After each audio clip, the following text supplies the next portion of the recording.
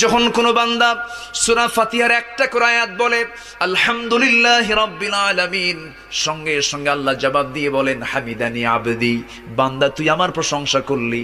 আর রহমানির রহিম যখন বলে আল্লাহ বলেন আসনা আলাইয়া আবদি। মালিক ইয়াউমিদ্দিন যখন বলে আল্লাহ বলেন মাজ্জাদানি আবদি।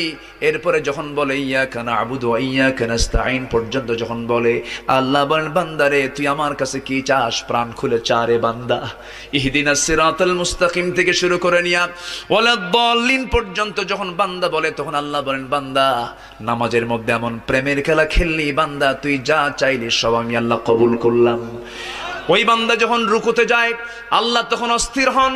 ওই বান্দা যখন সিজদায় যাওয়ার জন্য প্রস্তুতি নাই, সমস্ত ফেরেশতাকে ডাক দিয়ে বলেন ও ফেরেশতারা, এই বান্দাগুলো আমাকে দেখলো না, রাসূলকে দেখলো না, কোরআনকে দেখে হাদিসকে বিশ্বাস করে আমাকে খুশি করার জন্য তার সবচেয়ে সম্মানজনক